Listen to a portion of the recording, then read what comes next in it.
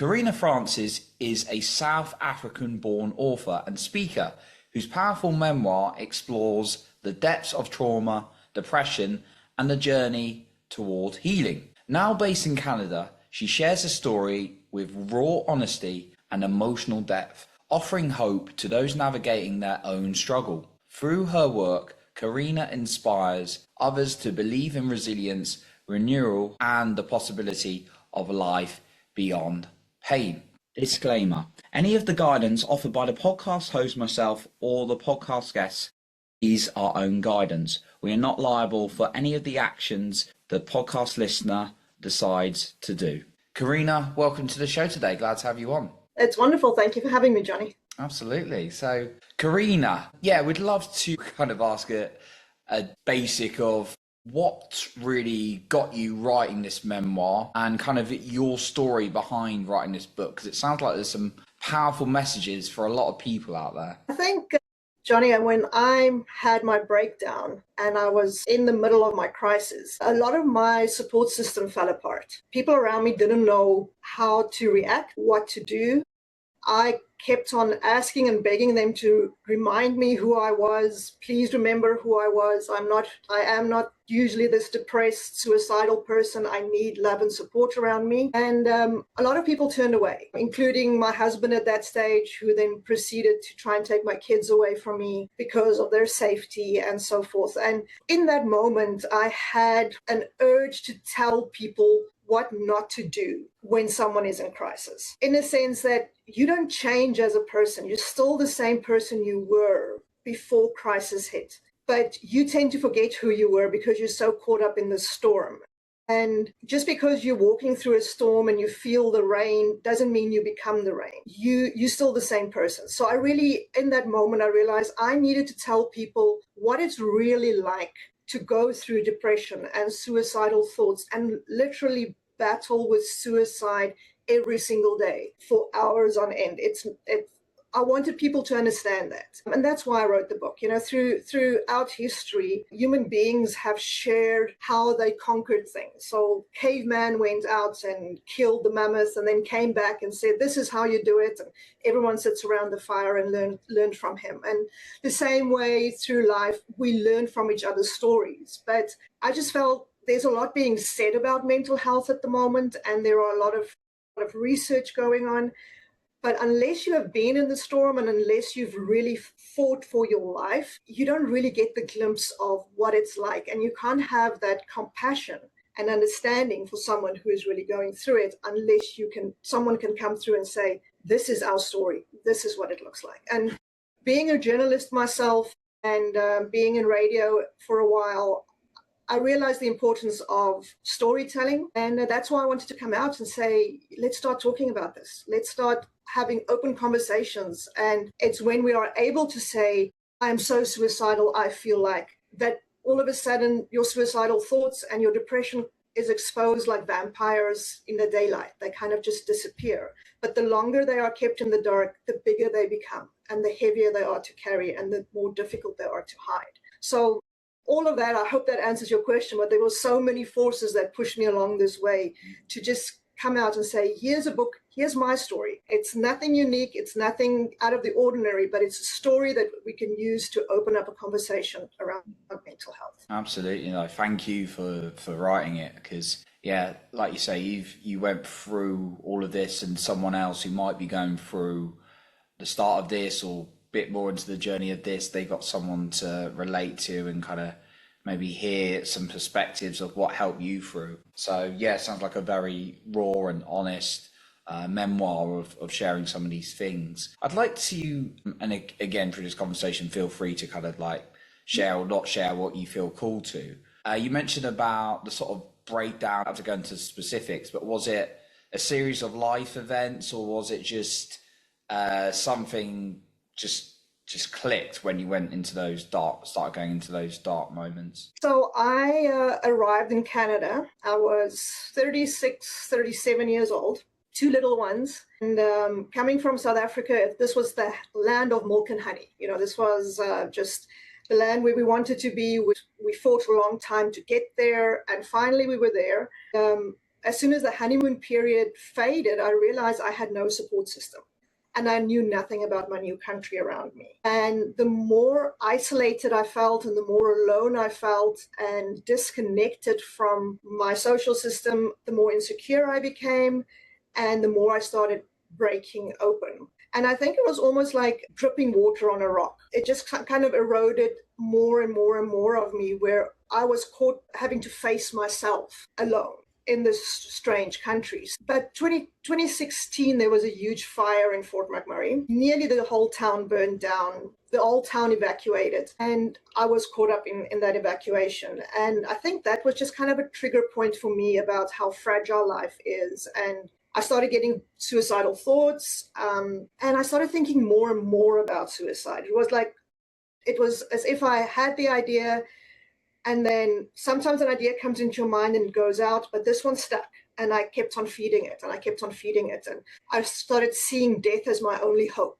I thought that the only way I'm going to get out of this depression is by dying. And death is anyway the end of all our lives. It felt like I found a shortcut between where I am now to the end. And as if I won a prize, I got all excited when I thought that I can die now. I don't have to live for the rest of my life. But every time I would think that, I would think of my little girls. They were at that stage 4 and 6 years old. And I would stop and no, they need me. I need to stick around. I need to stick around. And one day I didn't stop myself. And my thoughts carried over to, I can kill myself and I can take my goals with me, which was a sobering thought for me. It was at that stage an intrusive thought, but because I was so caught up in this thinking about death all the time, I realized what a dangerous situation I was. And I immediately phoned my counselor. My counselor said, you have to get to the hospital.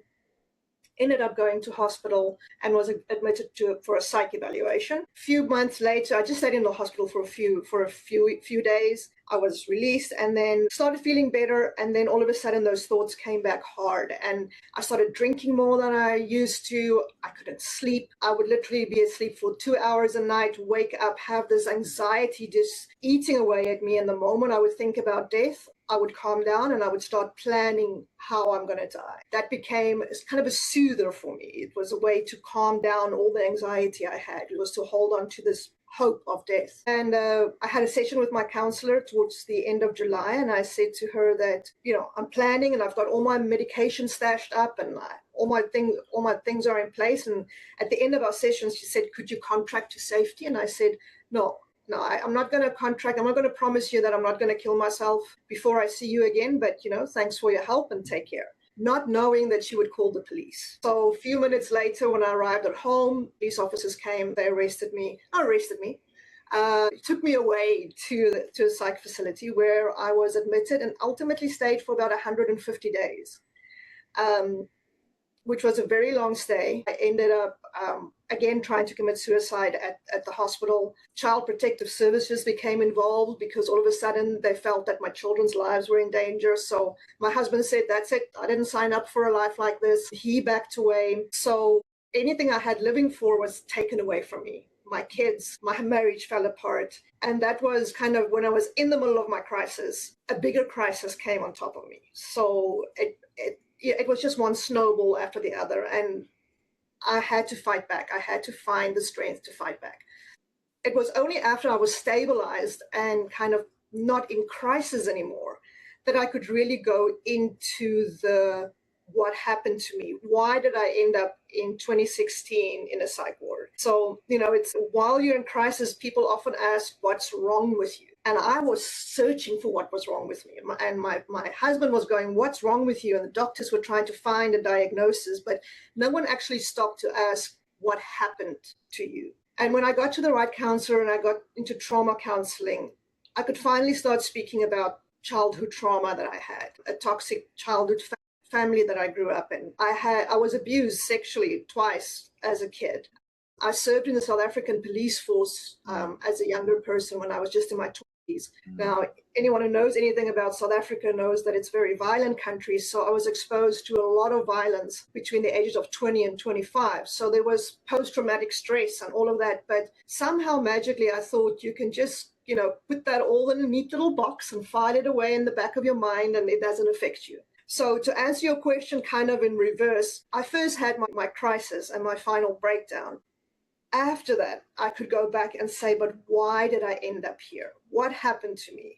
And that's when I could start dealing with all the past traumas that got me to the point of the breakdown. And only then could my healing begin.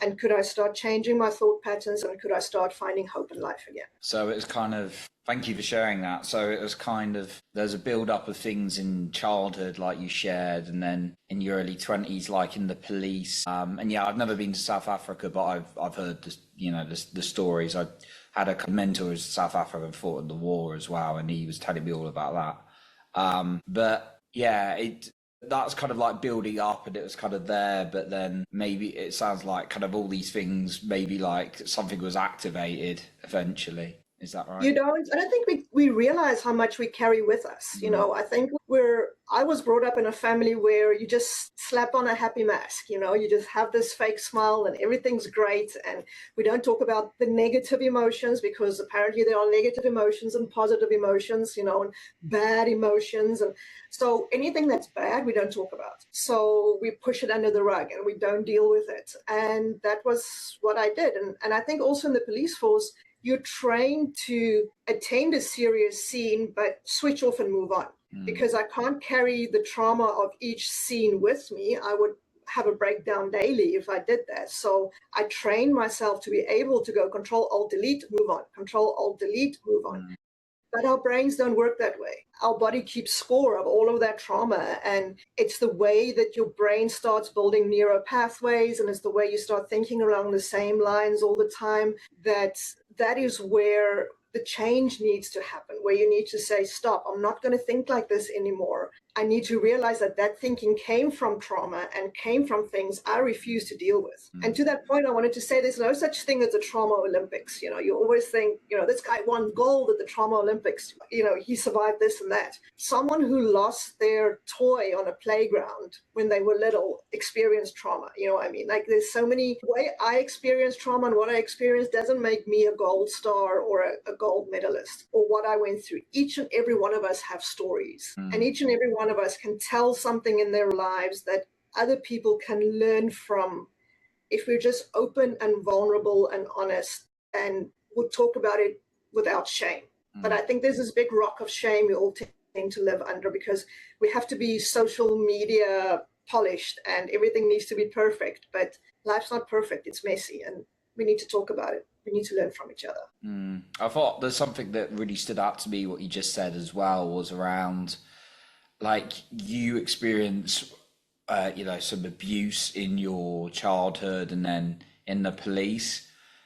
That there's also, I feel there could be a tendency for someone to be like thinking, well, I didn't go for any serious abuse as a childhood, but actually they might have experienced some tough things which were also trauma, but then they might just dismiss that and go, it wasn't that bad. Actually, it might have been bad for you, for them. Yeah, that's why I said my story is, you know, you can still add on stories, and you have people who just feel things differently than other people. I have police friends who are still so mentally strong at this stage, although they've seen so much more than I have seen. But we all carry our scars differently. We all have different coping mechanisms. Nothing can minimize anybody's trauma or anybody's pain, but you have to deal with it. You have to be able to sit down and really look at the gore in your life and say, this is what happened, and this is how I'm going to fix my thinking about what happened. I can't change what happened, but I can change the way I think about it. I was going to ask how you started to process that trauma after you kind of like, it started all coming out. How did you start to process that at the beginning? I had a wonderful counselor, I must say. He never watched the clock. I think that's the first thing that I appreciated about him. We sat sometimes for 4 hours, and I would be, hey, you know, you passed due, you need to go home. And he's like, no, we're on a breakthrough. I'll make us another cup of tea, and you're going to keep on working at it. And he literally sat me down one day until to a point where I had no more words, and he said, draw. Here's a piece of paper, draw. And I started drawing. The funny thing is, I just started drawing boxes. And he said, what's the boxes about? I said, that's what I want people to see. Everything is stacked in the boxes. We need to start opening these boxes. And that's how we started talking about it. And he said, okay, what's in this box? And I said, this is the sexual abuse I went through. And he's like, okay, can we look inside it? And I would say, not today, let's talk about this box, and I push some of the boxes aside. So at some stage, I had to open all of them.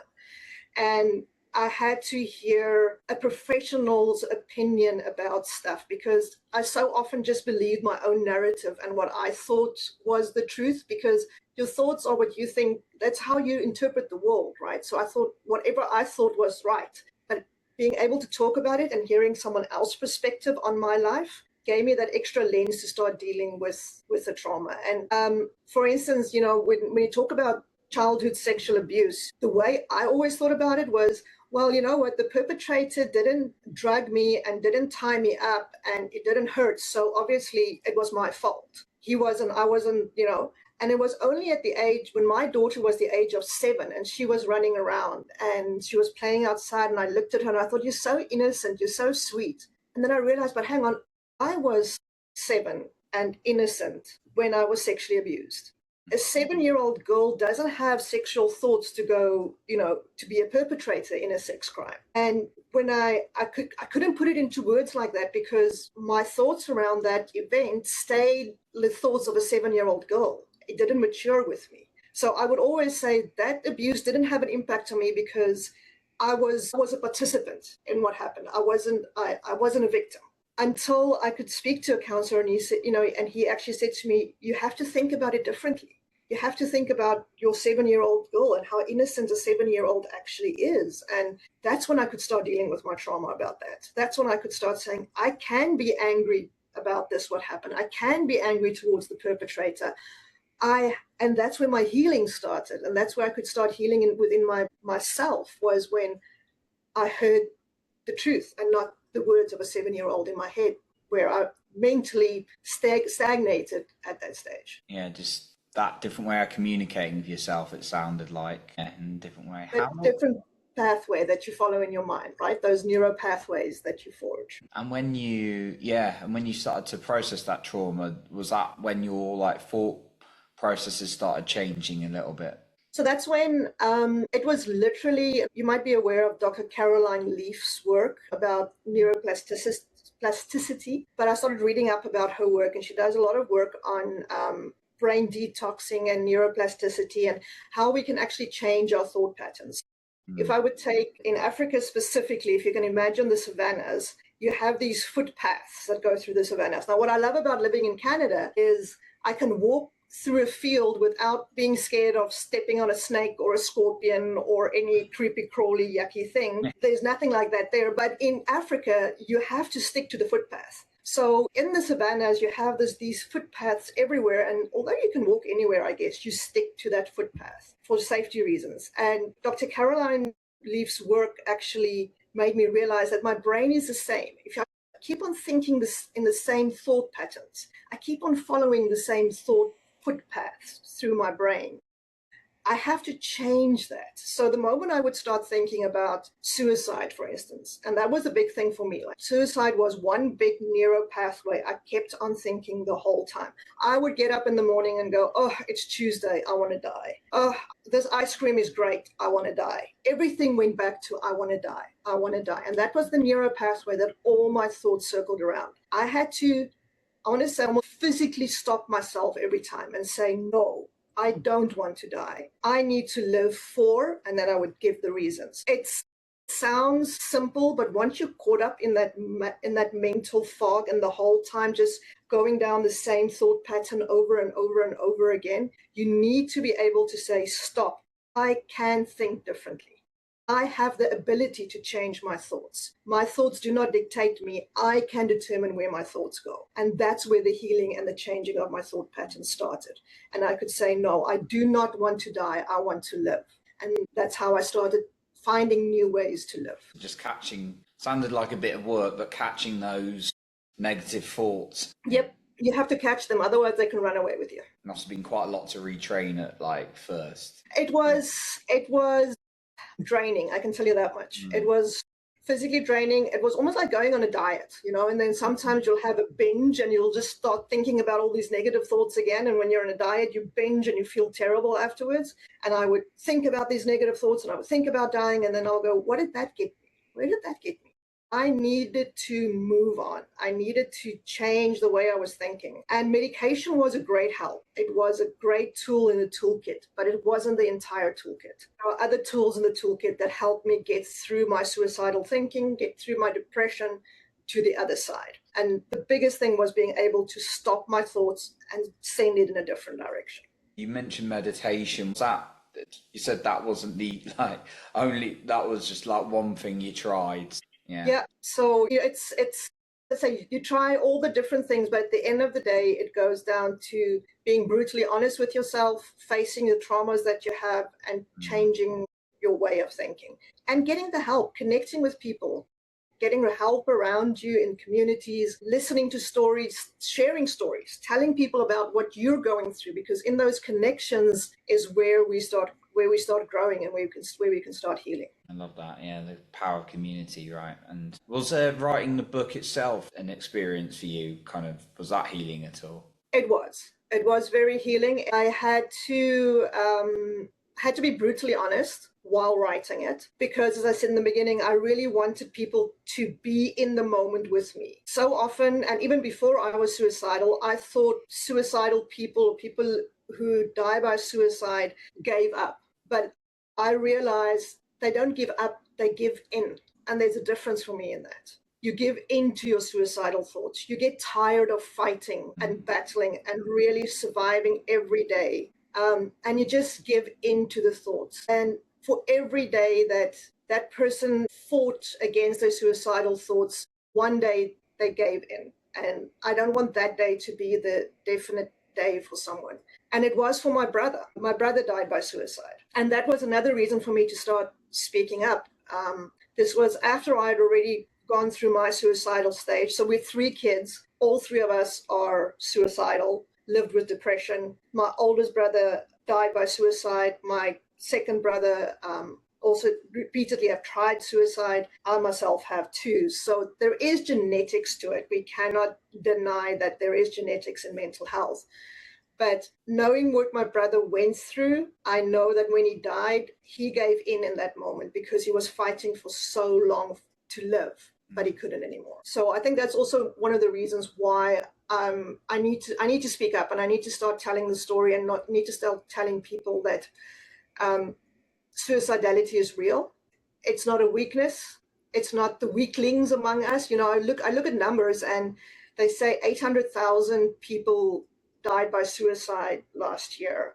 Of that 800,000, I think 200 and something people seriously considered suicide, and 35 people tried suicide. So that means 25 million people a year tried to commit suicide. Over 200,000 people or million people actually consider suicide seriously every year. It's a pandemic. It's in our community. It's not isolated incidences.